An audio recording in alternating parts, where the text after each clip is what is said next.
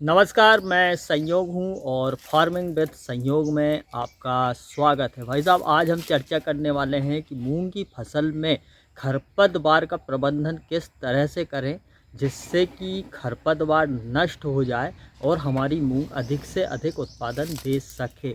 इसी विषय पर भाई साहब मैंने 3 चुनिंदा खरपतवार नाशक लिए हैं जिनको कि हम हमारी मूंग की फसल में डालकर चारे को पूर्णतः से समाप्त कर सकते हैं। एक इसी का दूसरा तथ्य मैं आपको बताऊं कि हम मूंग में खरपतवार किस तरह से अधिक बढ़ाएं जिससे कि हमारी मूंग की फसल पूर्णतः से बर्बाद हो जाए और हमें उससे कुछ भी काटने के बाद ना मिले या 2 या 1 का एवरेज मिले।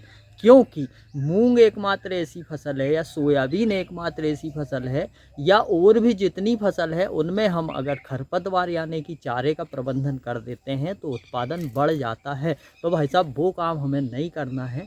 अधिकतर आपने देखा होगा हरदा तरफ के जो भी किसान हैं या जो भी सोयाबीन वाले किसान हैं वो अपनी फसल को 14 इंच पर बोते हैं, 16 इंच पर बोते हैं। उनके ट्रैक्टर में पतले टायर लगे होते हैं और वो 2 बार कम से कम अपनी फसल में कुल्पे से निदाई करते हैं जिससे कि चारा मर जाए, मिट्टी भुरभुरी हो जाए, जड़ का फैलाव अच्छे से हो जाए और जड़ का फैलाव होने के बाद में ये मिट्टी भी इनकी पौधे पे चढ़ जाए तो इनका पौधा अच्छे से अच्छा ग्रोथ करे और अच्छी फ्लावरिंग चलाए। पर भाई साहब ये हमें करना नहीं है।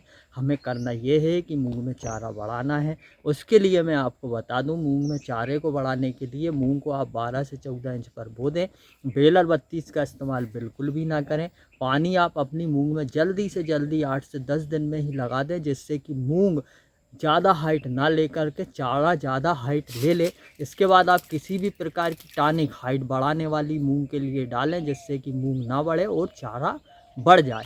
पर इसके विपरीत में अगर हम देखें कि अगर हम इन दवाइयों का उपयोग करते हैं जिनका नाम मैं बताने वाला हूं तो इससे आपका चारा मर जाएगा। तो आप इन दवाइयों का उपयोग बिल्कुल भी मत करना, पर नाम मैं आपको बता देता हूं। इन दवाइयों में भाई साहब आपकी मूंग में अगर किसी भी प्रकार का चारा है जैसे कि चिड़िया घास है, जंगली घास है, हिरमचड़ी है, समई है, सकरी चूड़ी पत्ती के चारे हैं, जंगली चौराई है, बोखना है, कुंजरू है और तागड़ा है, पत्थर चट्टा है, दुधी है, दूबा घास है, मकड़ा घास है, लाल सांबा है, फुलेरा है। इतने सारे में से जितने भी चारे हैं ये सभी चारों को भाई साहब ये दवाई मार देती है। तो आप इस दवाई को बिल्कुल मत डालना। इसका नाम है 2 in 1।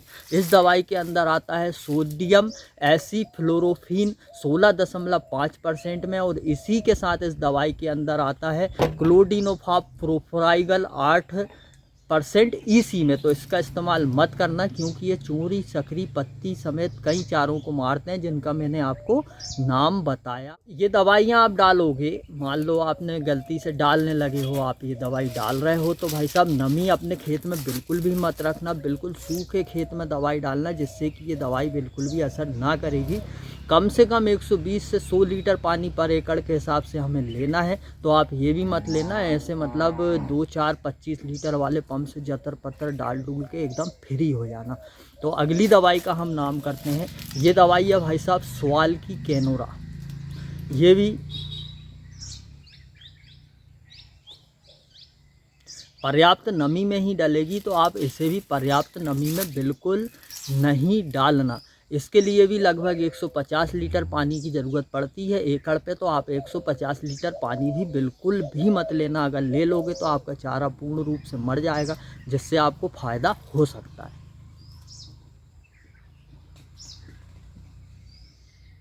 इसमें क्लेथोडीम 240% ईसी में आता है। तो ये दवाई भी हमारी 2 in 1 से हटके है। ये सकरी पत्ती के साथ समेल, चिनारी, दूबा घास जैसे खरपतवारों को नष्ट करती है और ये जड़ से काम करती है, इन्हें 100% नष्ट कर देती है। तो आप इसका उपयोग नहीं करना। एक दवाई और है जिसका क्लेम मूंग की फसल, सोयाबीन की फसल में नहीं है। ये दवाई मक्के, गन्ने जैसी फसलों के लिए बनाई गई है। इसका नाम है सेम्प्रा, धानुका की सेम्प्रा, ये दवाई सिर्फ और सिर्फ मोथा घास को मारती है और ये मोथा घास को जड़ से ख़त्म कर देती है, एकदम समाप्त कर देती है। अगली बार से मोथा घास आपकी मुंह में दिखेगा ही नहीं। पर आप इसे भी मत डालना, मोथा घास पनपने देना, खूब सारी जड़ कर लेना। उसके बाद आप 1 साल मूंग मत लगाना, फिर प्लाऊ चलवाना, जड़ बनवाना, आपको अधिक से अधिक खर्चा लगेगा इसमें। आप वो काम करना और उसके बाद भी कहीं 1 आध 2 जड़ रह गई गलती से तो वो वापस से पनपेगी और आपकी फसल में 2 4 5 साल में फिर से फैल जाएगी। आप इसको धानुका कंपनी के सेम्प्रा को अपने खेत में मत डालना। आगे बात करते हैं, हमने सेम्प्रा के साथ 1 साल साकेत चलाया था, इसका रिजल्ट भी बहुत शानदार आया था। साकेत का इस्तेमाल भी आप अपनी मूंग की फसल में चाहें तो कर सकते हैं। साकेत के अंदर आता है भाई साहब प्रोपाक्विजाफोप 2.5% में, प्लस उसके साथ है इमेजाथाइपर 3.75% में, और यह भी चूड़ी पत्ती, सकरी पत्ती, दूधी, जंगली चौलाई, सांवा, बोखना, बर्रू, बट्टा, सुनहरी घास, दिवालिया, इन सभी चूड़ी और सकरी पत्ती वाले चारों को समाप्त कर देता है। ये क्या करता है, कुछ जो मोथा घास है हमारा, जैसे ये जड़ से तो नहीं मारता है मोथा घास को, पर ये मोथा घास को हल्का सा पीला कर देता है। पर इसके साथ आप अगर सेम्प्रा मिला लेते हैं तो मोथा घास का 100% रिजल्ट मिल जाएगा। भाई साहब, कोई भी खरपतवार नाशक आप अपनी मूंग की फसल में डालते हैं, उससे मूंग बैठती है, पत्ते भी जलते हैं, आपको ऐसा लगता है यार मूंग खराब हो गई है, तो उस समय पर आप सियाप्टन 10L या रैपिग्रो इस तरह की दवाइयों का इस्तेमाल कर सकते हैं। इससे आपकी मूंग की फसल वापस से 10-15 दिन के बाद पुनः ठीक हो जाएगी, फूल भी अच्छी डालेगी और फल भी अच्छी डालेगी। कुछ किसानों ने ये भी चर्चा की थी कि भाई साहब ऐसा है कि लास्ट में जाके फूल से फल नहीं बनते हैं, तो भाई साहब इसका रीज़न यही है छोटा सा कि सभी जो पोषक तत्व हैं उनकी आपकी फसल में कमी रहती है, पौधे में ताकत नहीं रहती है। आप अच्छे से अच्छा बेसल डोज लें, स्प्रे में सूक्ष्म पोषक तत्वों का छिड़काव करते रहें, तो इससे फूल और फल के समय आपकी मूंग में पर्याप्त ताकत रहेगी, तो वो फूल और फल अच्छे से बनाएगी।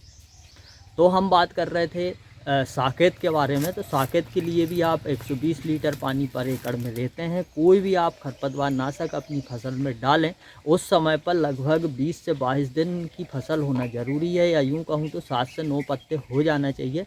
छोटी फसल में खरपतवार नहीं डालना, पर्याप्त नमी फसल में रखना, उस समय पर ही आपका काम सही तरीके से बनेगा। तो मैं उम्मीद करूंगा ये जो मैंने अपनी टूटी फूटी भाषा में मूंग में खरपतवार नाशक के प्रबंधन की आपको बात बताई है, ये अच्छी लगी होगी। और अच्छी भाई साहब लगे तो प्लीज़ यार हाथ जोड़ के निवेदन कर रहा हूँ, शेयर कर देना। नहीं लगे तो कोई बात नहीं, आप ही देख लेना। और आपको अपनी मूंग में चारे का प्रबंधन नहीं करना है तो इन दवाइयों को मत डालना। जय राम जी की। एक बात और बताना भूल गया हूँ, बेलर 32 का उपयोग मूंग बुआई के तुरंत बाद करें।